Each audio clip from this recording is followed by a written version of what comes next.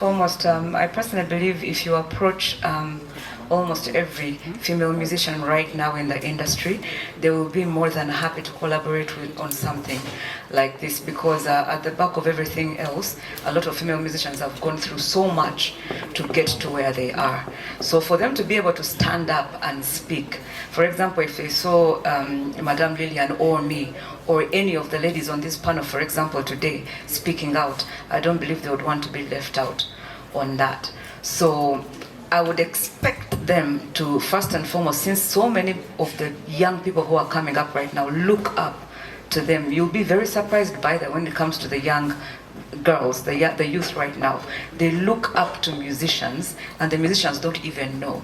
That's why a lot of the times, for example, there's an interview I had sometime, and I spoke against a certain, not against, but there was something the musician was doing wrong, and I was literally trolled for the biggest time. On it was like a week and a half. They were just on Jackie Chandiru. How can she say this? How can she say that? But I was speaking the truth, and that was the first time that I said it on national TV, and I wasn't scared about speaking the truth. So if these female musicians can come out and speak and show an example that whoever it is that is watching, the youth that are looking at them right now, because right now we are at a certain stage in our lives where all we can do is urge those who are coming up to follow, to take a certain path, because perhaps by the time we were able to speak about certain things, certain issues concerning women, we were not able to. Like I said, there were so many things that were not allowing us to speak openly as women. Because right now for us to sit here, for me to sit here and talk like this is something that is extra. I never thought it would happen. One, because I believed I'm not supposed to speak with men, like I told you.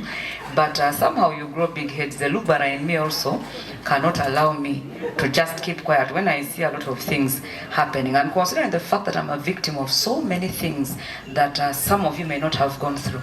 I'm talking about domestic violence. I'm talking about addiction, depression, all those things. So I can comfortably stand here because I know there's nothing on this earth that can throw me down again. There is nothing that hasn't happened to me.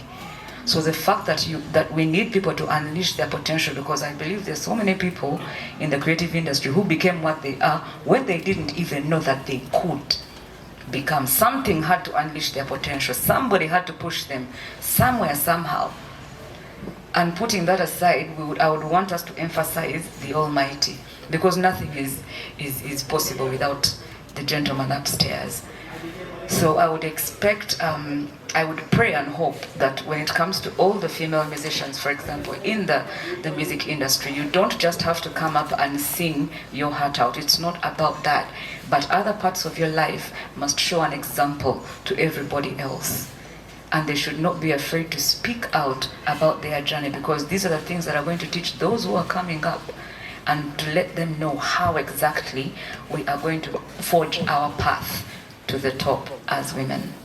For us as Richard and Uganda, one, like I mentioned, is really great that we are working in partnership with Ford because of what they have demonstrated over the years. We cannot do what they can do, but to a great extent, we have strength that we can both match up together. When I was at the dinner where Ford was fundraising, I was happy to learn that the current Prime Minister of Uganda was first oriented into leadership by Ford. Rahu has several things that we do, like the Peer Educators Academy, of people who represent their communities in various spaces. So that's just one tip of the iceberg of how a partner like Ford can work with us. Just imagine the Imara Center is open and we are doing the Peer Educators Academy, a bit of it at the Imara Center, and our girls are meeting. Personally, I can tell you, Jackie, that I think the three of you, I really love you. Because you are of my time. You are of my time. And last year when I saw her coming, I was very ecstatic. So, looking and hearing from your story, the things you're saying, other girls out there don't think that you went through that. So when you come at the festival and you're able to share such a deep experience of what you've gone through, you have no idea how many people you're fueling out there to believe that they can also make it, to understand that there are actually barriers and to know how to face them. I think we've heard a lot about that in the politics, as women in politics, what they go through to get to the top, etc. You need the affirmation of people that have gone through it. They should tell you what the challenges are, and you go ready. You're not finding them just at the doorstep and then you are shocked at what you find. So for me, I'm really happy that our young people have people like you to meet at the festival and at the Imara Center and to inspire them. Looking at what we stand for example, on this festival we're also commemorating the International Day of the Girl Child. And you know, this is not something unique to Uganda, this is not something local, this is something, when we speak of the International Day of the Girl Child, then we are really trying to put into perspective an array of issues that affect women and girls all over the world. We are trying to shape a narrative, we are trying to change how things are said. You know, a human being is so much what they hear, and then a lot what they do. But you know, you can't do something unless you've actually seen it being done by someone or heard about it. So for us, as part of the International Day of the Girl Child, we are looking at every opportunity to create a new way of doing things, a new way of doing things that resonates with the realities of our times, that resonates with the current challenges, and not to forget that our world today is so widespread in terms of inequality. Inequality exists at almost every level.